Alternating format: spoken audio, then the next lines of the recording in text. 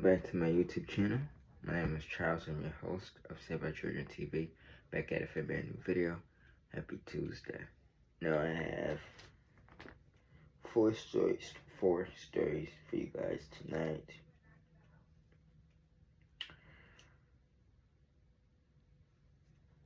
Three are updated stories. A 15-year-old has just, first of all, Mesquite is going to take an L. But a 15-year-old just been indicted and charged as an adult for first-degree murder and use of a firearm in the commission of a murder, and that is Virginia. Roanoke, Virginia is taking an L. A 15-year-old has been indicted for first-degree murder according to authorities. A Roanoke grand jury indicted Daedrian Hosea Martin for first-degree murder, use of a firearm in the commission of a murder. Officials said these charges resulted from an incident on June 5, 2024, where another teenage boy was shot and killed. Isaac Cunningham, 15, was found dead from gunshot wounds in the 3500 block of Ferncliff Avenue, Northwest. Martin was taken into custody and charged with the present charges by juvenile petitions. On January 17, 2025, a hearing was held in Roanoke City Juvenile Court where the charges were then certified to the Roanoke City Court for Martin to be tried as an adult. The decision was upheld by order of the Roanoke City Circuit Court on February 24, 2025. The case is currently set for trial on April 16th through April 18th, 2025. And let me just say this.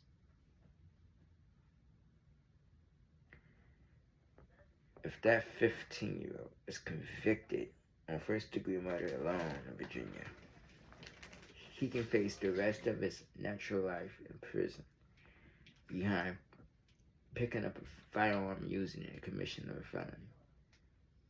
And a lot of these teens are ruining their lives by hanging with the wrong crowd, the wrong people, thinking they know everything when they don't. But as soon as they are told that they're going to be charged with a serious crime, then they're crying in court, saying, it wasn't me, but it was you.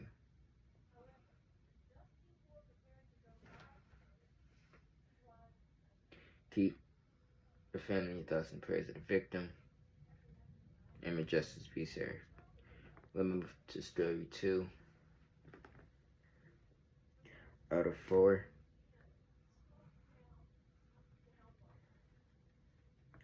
owners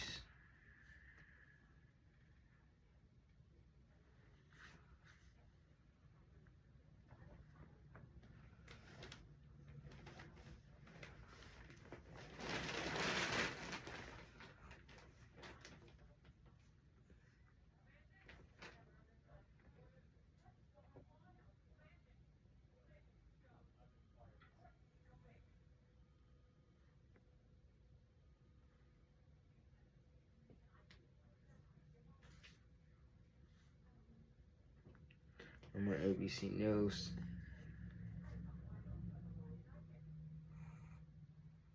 Colorado is taking an L. And these two are taking an L too.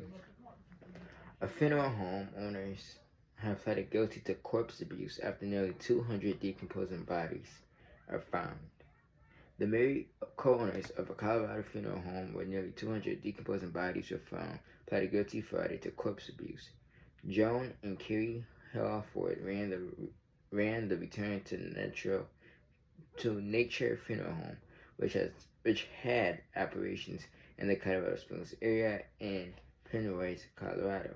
The shocking discovery was made at the Penrose location in October 2023 after the Fremont County Sheriff's Office responded to reports from residents of a foul odor coming from the facility. Some of the bodies found had died as far back as 2019, officials said. The two pleaded guilty to 191 counts of abuse of a corpse. 4th Judicial District Attorney Michael Allen, who office prosecuted the case, said the counts included 2 instances where the wrong bodies were buried.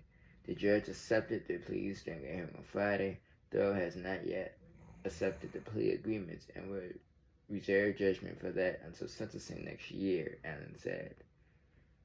Kerry Halford faces 15 to 20 years in prison, and Joan Halford faces 20 years, the district attorney said. The sentencing has been scheduled for April 18, 2025. Obviously, these cases have been a huge emotional struggle for all the families that are present. Allen said outside the El Paso County Courthouse on Friday, the impact on these family members has been immense. He acknowledged that the victims will likely never recover from the violations of the trust that his office was honored to achieve justice for them. Following the discovery of the bodies, investigators uncovered a scheme in which the couple had been defrauding customers who believed their loved ones would be buried or cremated according to court documents. The couple previously admitted in a related federal case to accepting payment for the services but then never performing them. In some cases, providing dry concrete mix and urines in place of cremains according to court documents.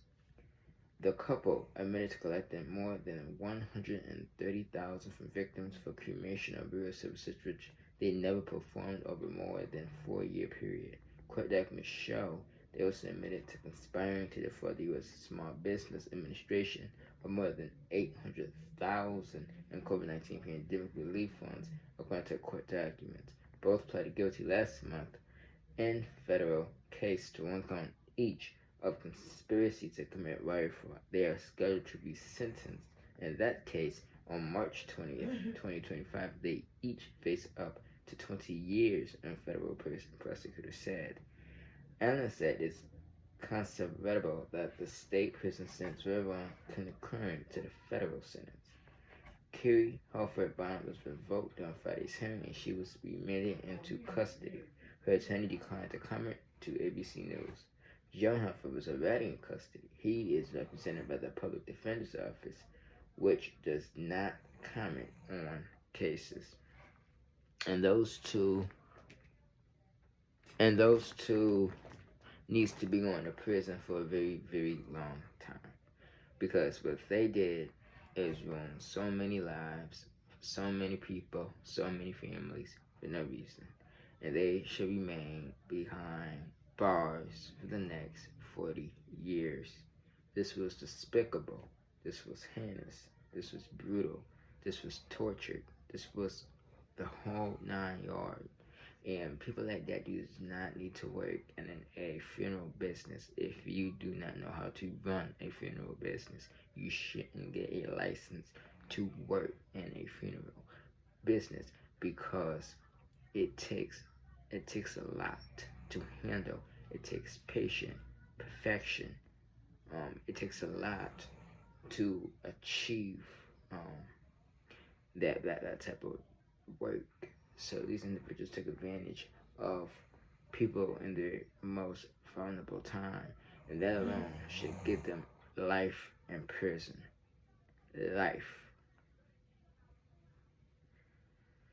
Keep all the families who are impacted by this scheme in your thoughts and prayers.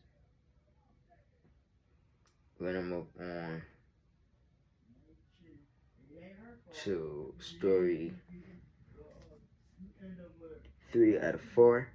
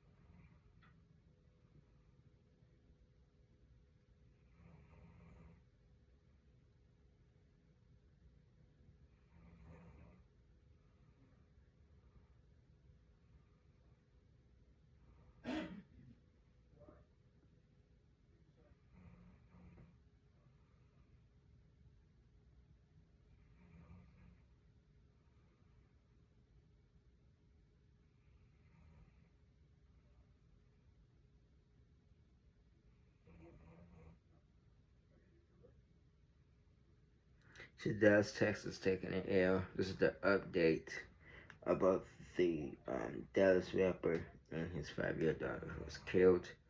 Um, Two individuals are wanted. So far, they know who the first person is, and it looks like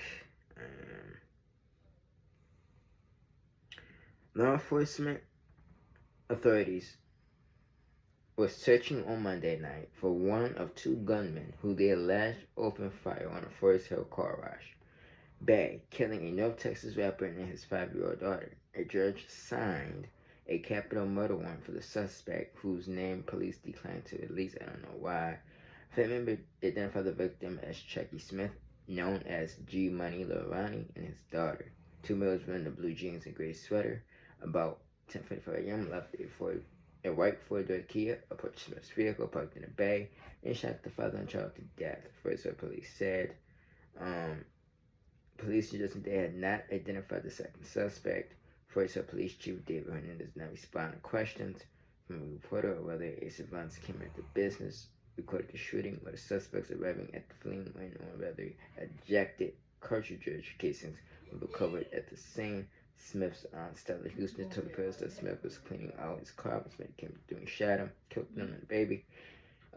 He was a family man. He was going around rapping.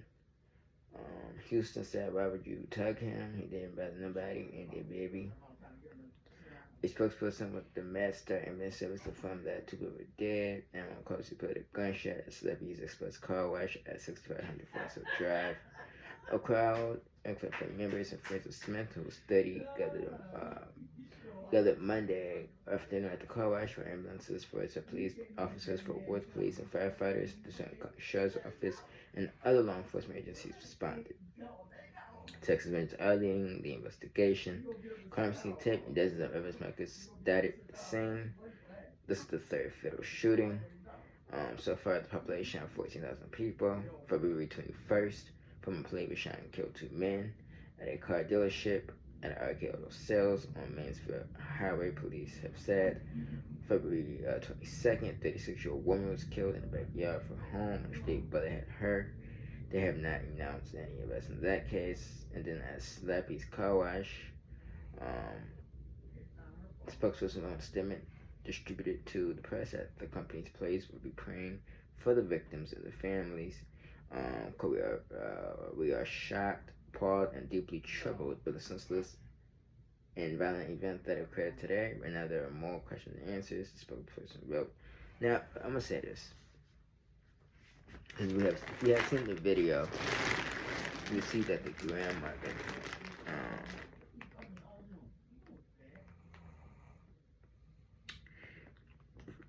it was sitting in a car and she was talking to the news. He put her in basically saying how good he was, and he was in it, into he was a good kid, wasn't in trouble or any of that. And like I saw in a video the other day, just because he, to me, is there for his child, it doesn't mean that he wasn't already in the streets. And when you are raised by the streets, if that's all you know, then there's things out in the streets that can come your way unexpected. When you choose the action, then you choose the consequences. And it resulted in this child losing her life because, to me, her father was too far into the street life. And I believe that he was trying to get out of the street life, but I think it went to another level that it was just too hard for him to stay out of the street life. And when adults put children in that much danger, and if you know you're dealing with that type of lifestyle, then I don't think that, personally, knowing that there are people out there that's tracking you down looking for you. I wouldn't be driving by myself or my child in a car. I would try to have as much support for myself and my child because the streets are dangerous and you do not know who's looking, who's waiting for you to get out the vehicle or walking by, or who's waiting to ambush you. And we gotta start taking life seriously. Um, it was a senseless shooting. I think that adults today make one of the worst decisions of their lives. I mean, you make bad decisions. There's consequences for bad decisions. And the street life caught up with him. And he ended up losing his life, and his daughter ultimately lost her life because of thugs, who, in my opinion, should have been already locked up. We had too many thugs walking the streets, taking over the streets. And if the police start doing their job and getting these perpetrators off the streets and put them in prison for a very long time, maybe you get your streets back. But the gang members are taking over the neighborhoods, and it's causing innocent children to lose their life.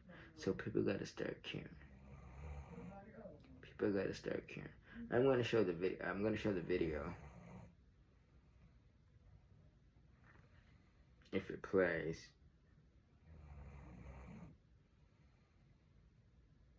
If not, we're not gonna worry about it. But look like it's not playing.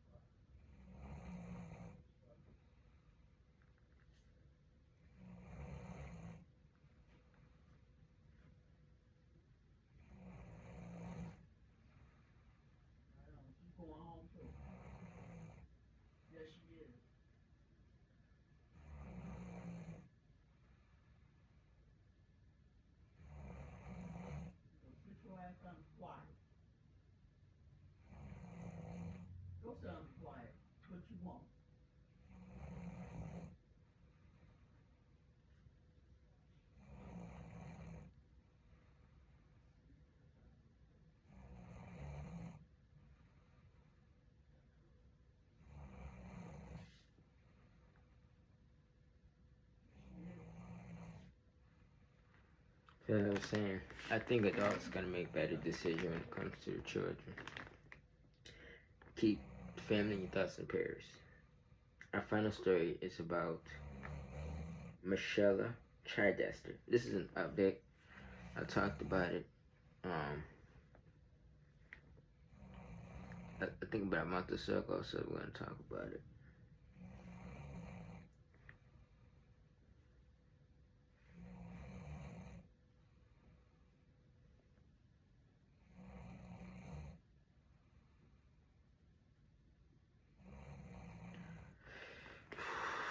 Back to Detroit taking an L.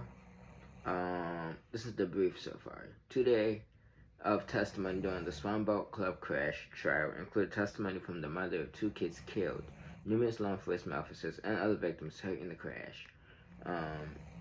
Marcella Chidester is charged with murder and drunk driving after crashing into the Monroe County Boat Club last year, killing 2 children and injuring more than a dozen other people.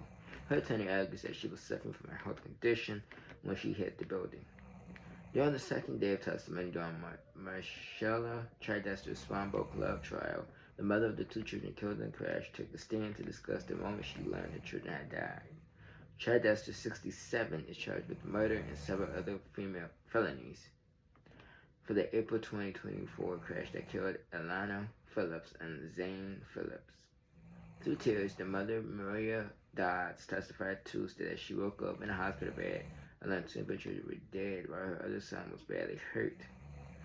Monday started with jury selection, which took little over 3 hours before full afternoon testimony from the prosecution. Witnesses called to the stand included the woman who was hosting her son's birthday party at the club when the crash happened, sisters who were injured, and law enforcement officers who immediately responded to the Berlin Township Boat Club. Day 2 of the testimony at 2:24 p.m. The case wrapped up for the day. The case wrapped up for the day after Matlinski, with more witnesses expected to testify in the trial resumes at 8 a.m. Tuesday. 2:09 p.m. Detectives who executed the search warrant at Baker take stand. So the Monroe County Sheriff's Office Detective Josh Matlinski arrived at the scene after Chad Dester was gone. Quote, total disarray over what appeared to be a child's birthday party. He said it was just total destruction. After responding to the Swanboat Club, Matlinski went to Vern's Tavern, where Chad Dester said she had lunch. He was able to obtain a copy of the receipt showing that Chad Dester purchased a glass of wine at the bar. He testified at 1:53 p.m. Maria Dodds, the mother of Alana Phillips and Zane Phillips, testified about what she remembered happened leading up to the crash that killed two of her children.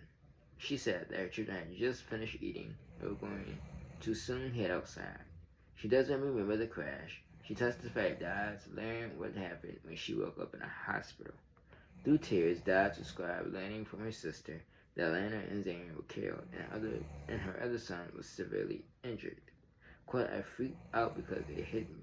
Where my kids at? And that's when she told me that Jaden was life flighted to a hospital and Zane and Alana were no longer there, Dodds testified.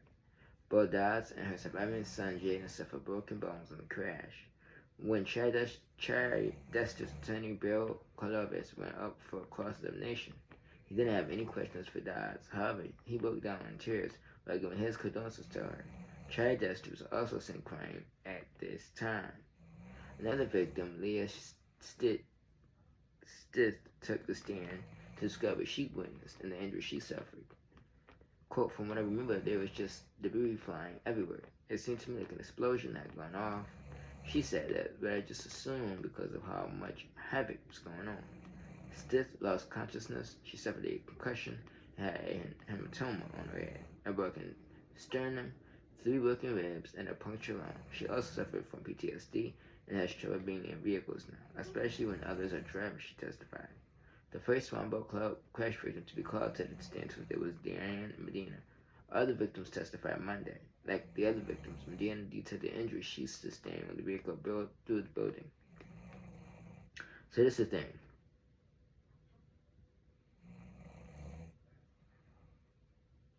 This is the children, innocent children who lost their lives. And this is the thing.